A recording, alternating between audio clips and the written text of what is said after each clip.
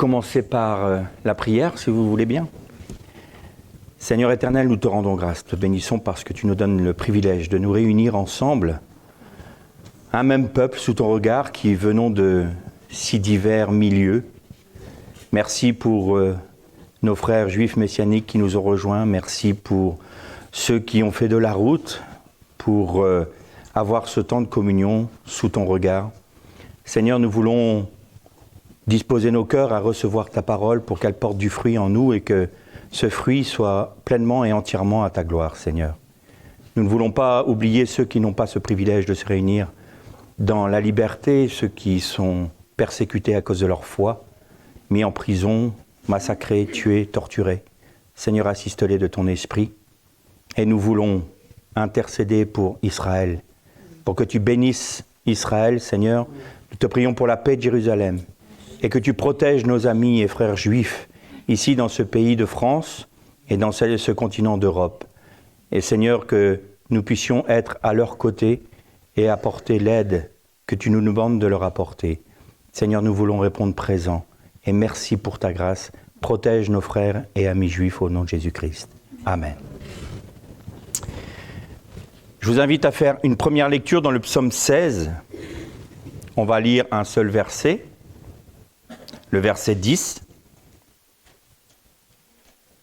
On pourrait même lire le verset 9. Aussi mon cœur se réjouit, ma gloire est dans l'allégresse, ma chair même repose en sécurité, car tu ne m'abandonneras pas au séjour des morts, et tu ne permettras pas que ton fidèle voie la fosse ou connaisse la corruption. On fera une autre lecture dans l'épître de Paul aux Romains, au chapitre 6, et on lira à partir du verset 4. Et là, on a baptisé notre sœur Lara tout à l'heure, et Paul dit ceci: « Par ce baptême de la mort, nous avons donc été ensevelis avec lui, afin que, tout comme le Christ s'est réveillé d'entre les morts, par la gloire du Père, de même nous aussi, nous marchions sous le régime nouveau de la vie. En effet, si nous avons été assimilés à lui par une mort semblable à la sienne, nous le serons aussi par une résurrection semblable. Nous savons qu'en nous, l'homme ancien a été crucifié avec lui, pour que le corps du péché soit réduit à rien. Car celui qui est mort est justifié, il est quitte du péché. Or, si nous sommes morts avec le Christ, nous croyons que nous vivrons aussi avec lui, sachant que le Christ réveillé d'entre les morts ne meurt plus. La mort n'exerce plus sur lui sa maîtrise. S'il est mort, en effet, c'est pour le péché qu'il est mort, une fois pour toutes. Et s'il vit, il vit pour Dieu. Ainsi, vous-même, estimez-vous mort pour le péché et vivant pour Dieu en Jésus-Christ. »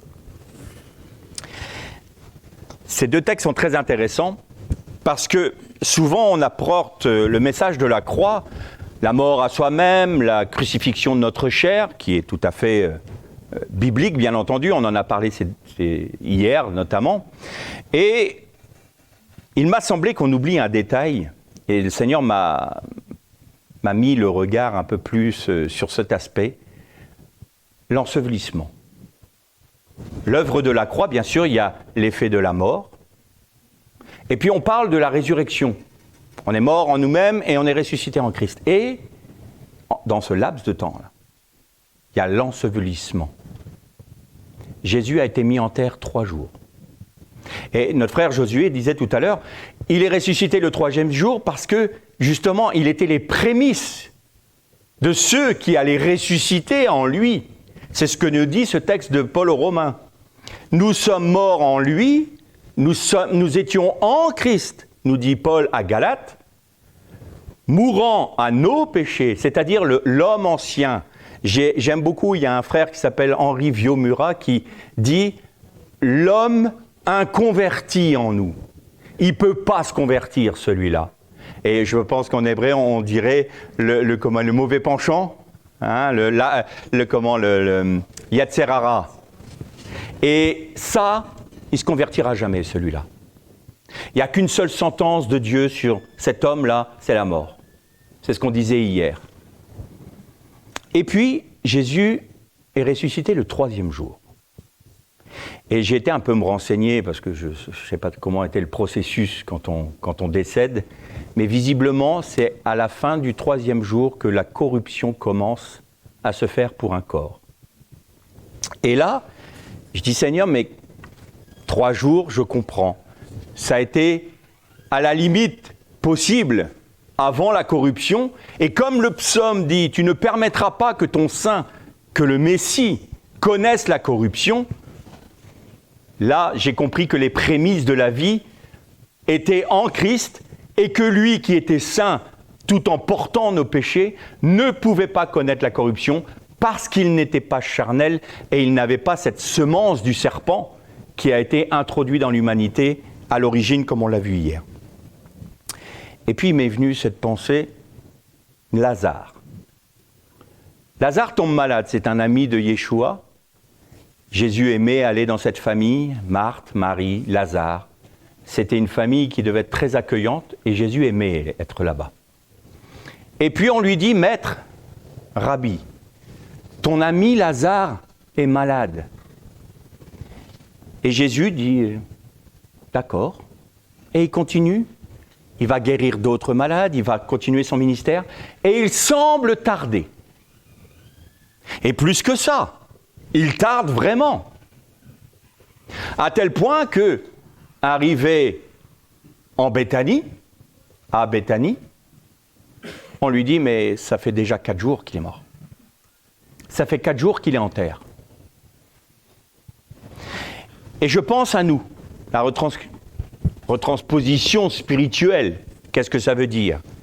Quand on vit l'épreuve, quand on vit l'opposition, quand la croix fait son œuvre en nous, c'est-à-dire que, comme je le disais souvent, c'est notre chair qui souffre. Parce qu'elle se rebelle, parce qu'elle ne veut pas mourir, parce qu'elle veut continuer son influence sur nous, sur notre personnalité. Et elle refuse au Messie son influence à lui sur notre personnalité. Et c'est nous qui décidons. Quel maître allons-nous servir? Est-ce Jésus?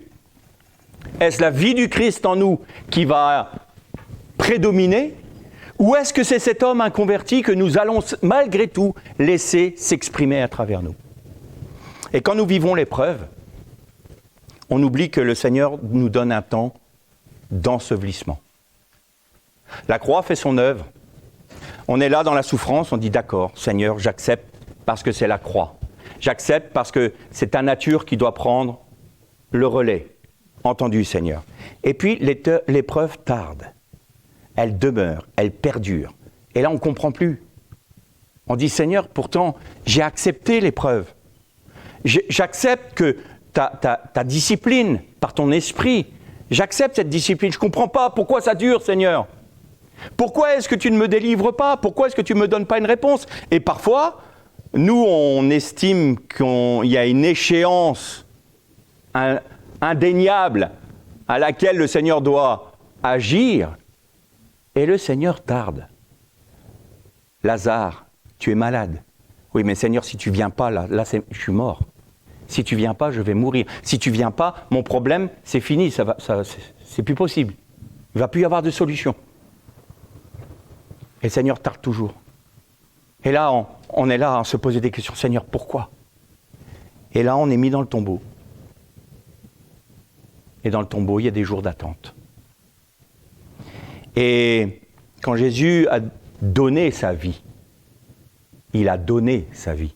On ne lui a pas prise. Donc, je refais la parenthèse d'hier. Aucun juif n'a tué Jésus. Je donne ma vie de moi-même. Nul ne m'ôte ma vie. Je la donne de mon propre chef. Et donc, il dit à son père, « Père, je remets mon esprit entre tes mains. » Là, le Messie nous montre cet abandon total d'une âme qui a une confiance, une foi invincible envers son Père. Et s'il n'y a pas de parole de résurrection de la part du Père, il aurait connu la corruption. Et c'est comme à Kippour. Notre sœur nous parlait tout à l'heure de Yom Kippour, et qu'elle pensait convertir au judaïsme son compagnon, et qui lui a dit « Oh, c'est merveilleux, Jésus a fait tout ça. » Mais je parle sous le contrôle de mes frères juifs, mais le grand prêtre, le fait que le peuple soit pardonné à Kippour parce que le grand prêtre allait dans le Saint des Saints pour faire l'aspersion du sang sur le caporet dont on a parlé à la première méditation, qu'est-ce qui faisait reconnaître au peuple qu'il était justifié? Le fait que le souverain sacrificateur sortait vivant du Saint des Saints. Et qu'est-ce qui a fait que le sacrifice de Yeshua est validé, glorifié par Dieu? Le fait que Jésus soit ressuscité.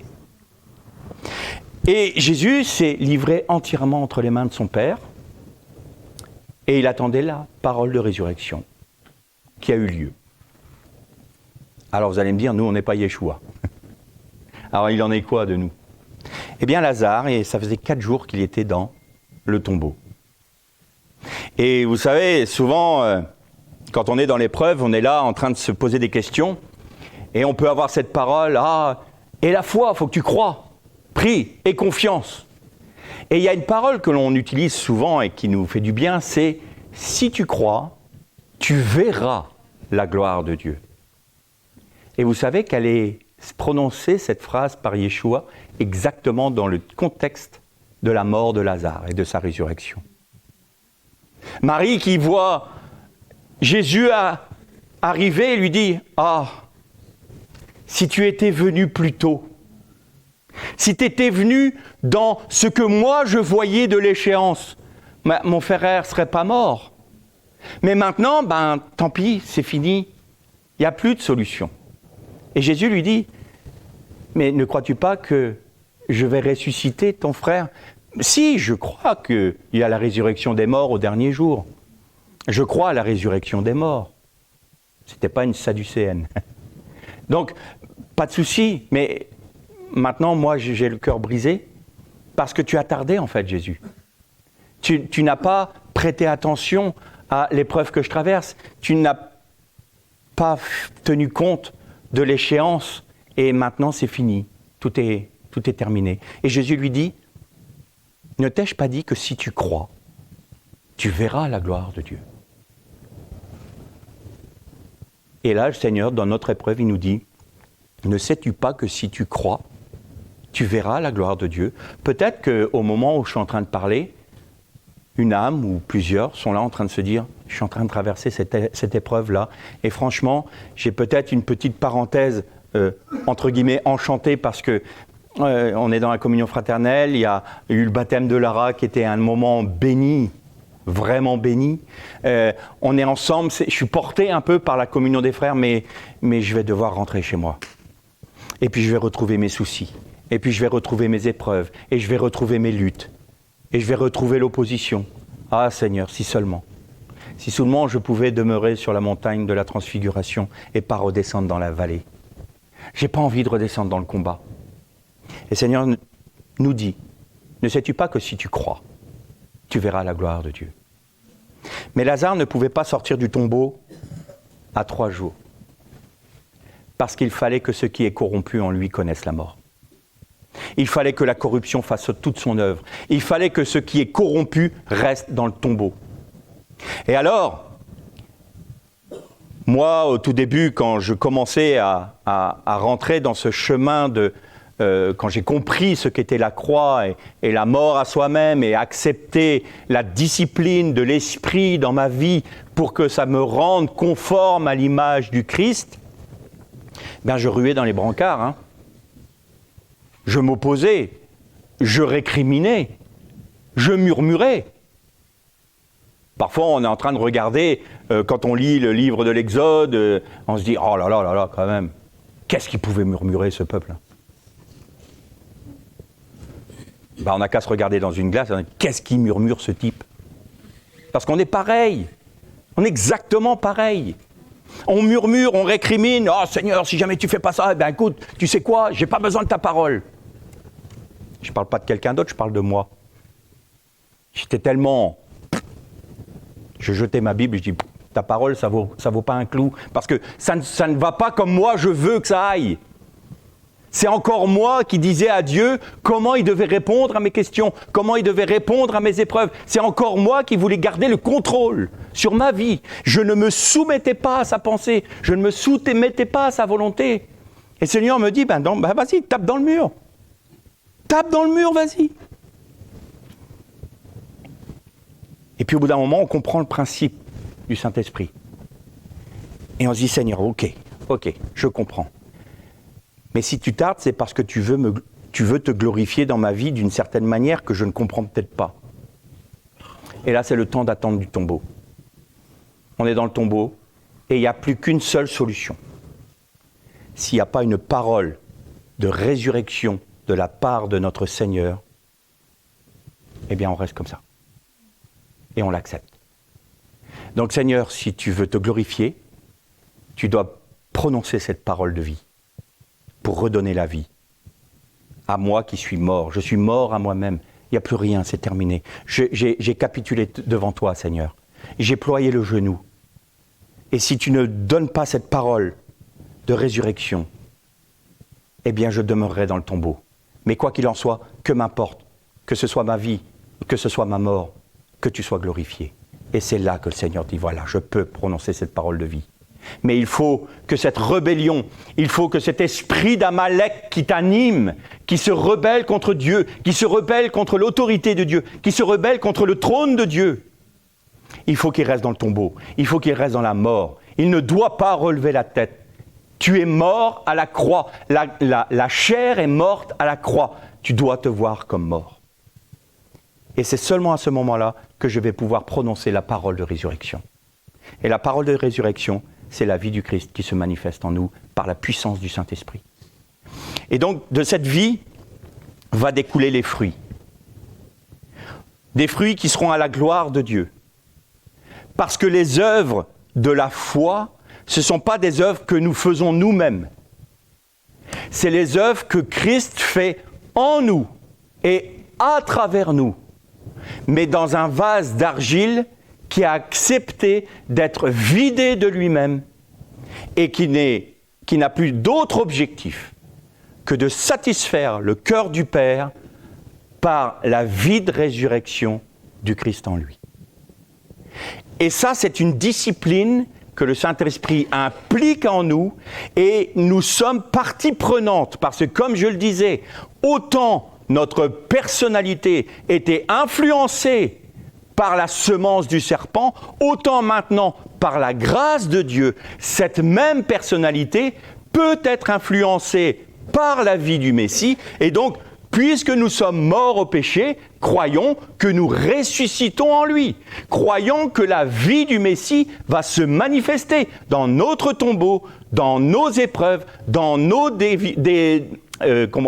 combats et dans nos faiblesses. Mais c'est nous qui choisissons. Quel maître voulons-nous servir ? Seigneur, je ploie le genou devant toi.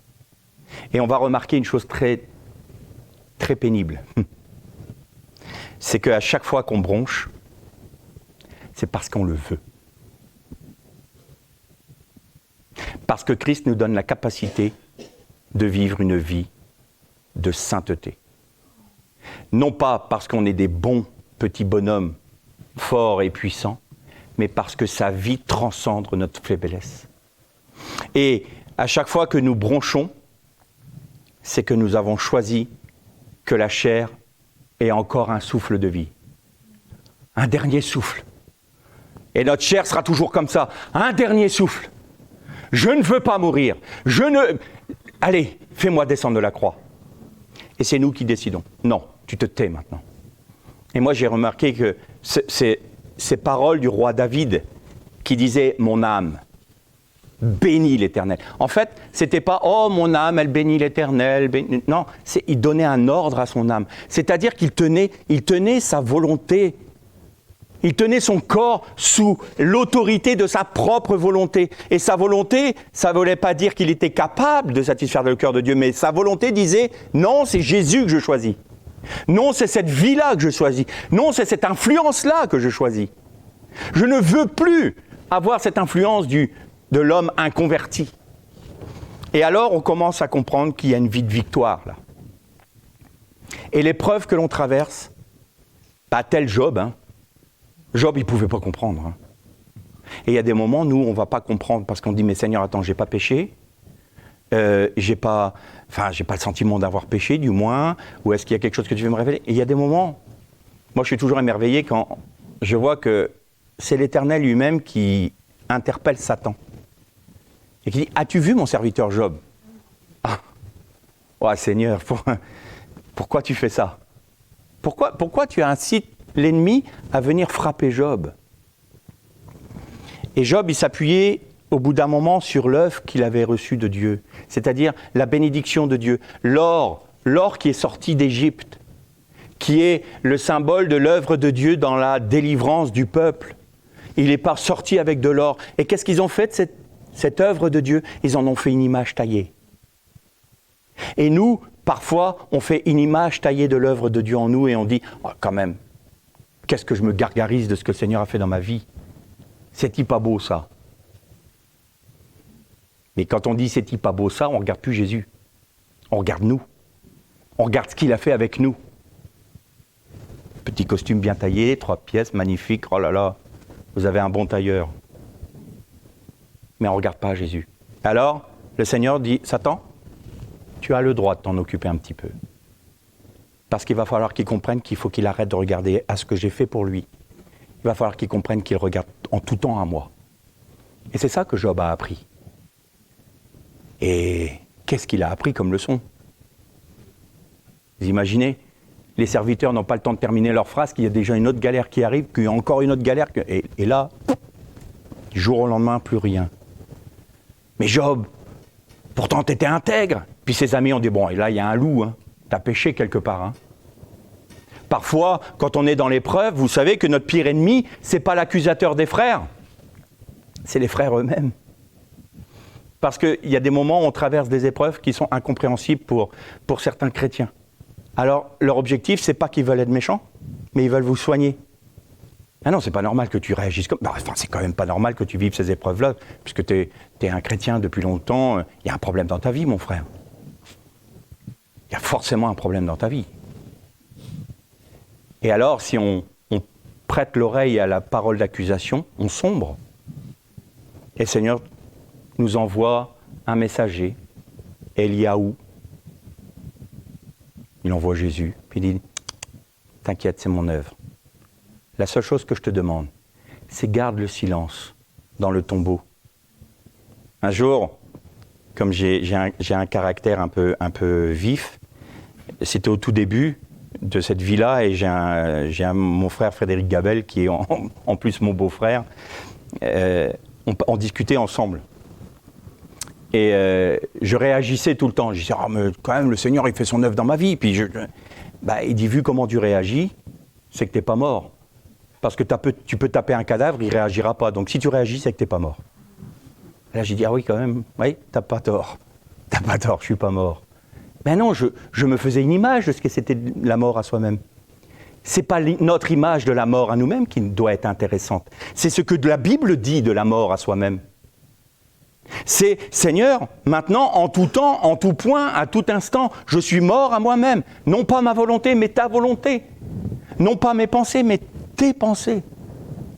Et alors, à travers l'épreuve, on est là dans notre tombeau et on dit, Seigneur, moi j'ai confiance. Eh bien, que ce soit à l'échéance que moi je crois devoir être, je ne sais pas, prenons une image, vous n'avez plus de moyens financiers. Et votre loyer va tomber là. Vous allez devoir payer le loyer. Et puis le Seigneur, il dit non, pas maintenant. Et là, on se dit, mais attends, là, on arrive au jour où il faut vraiment que je paye mon loyer. Et puis non. Et le lendemain, il n'y a toujours rien. Et là, on commence à paniquer. Et le surlendemain, il n'y a toujours rien. Alors, là, Seigneur, et là, qu'est-ce qu'il va y avoir? Là, vous allez voir la réminiscence de l'homme ancien qui va remonter. Parce que vous allez commencer à murmurer. Vous allez commencer à dire, j'ai peut-être eu tort de faire confiance à Dieu. Ah, quand tout va bien, c'est pas dur d'avoir la foi, croyez-moi. Mais quand ça commence à à avoir la tempête, là, c'est tempétueux, pardon. Quand vous voyez les vagues immenses qui vont submerger le bateau, mais maître, tu t'inquiètes pas qu'on va mourir, toi. Ben non, c'est mon objectif que tu meurs, justement. Donc je m'en inquiète pas. Mais, ok Seigneur, bon là maintenant, et là il fait remonter à la lumière ce qu'il veut traiter dans votre vie. Le loyer que vous avez à payer, ce n'est pas un problème pour Dieu. Ce qui est un problème pour lui, c'est que vous avez encore la capacité de vous rebeller contre sa pensée et sa volonté. Donc, il va permettre que vous soyez dans une situation impossible pour que lui rende tout possible. Donc, il dit, si tu crois, tu verras la gloire de Dieu. Ne sais-tu pas? Donc, c'est qu'on le sait. Il rappelle à Marie quelque chose. Ne sais-tu pas? Tu m'as jamais entendu parler? Tu te rappelles quand tu étais à mes pieds, à écouter pendant que Marthe était en train de faire tous ses travaux ménagers? Tu te rappelles pas que je parlais de ces choses? Ne sais-tu pas que tu verras la gloire de Dieu? D'accord, Seigneur, je crois. Et là, il dit maintenant, ouvrez le tombeau. Sors de ta tombe. La parole de résurrection arrive. Pourquoi? Parce que tu n'as pas laissé la rébellion prendre autorité sur ta vie et tu n'as pas laissé l'esprit d'Amalek prendre autorité sur ta vie. Vous savez qu'Amalek a le même poids numérique que Saphek, c'est-à-dire le doute.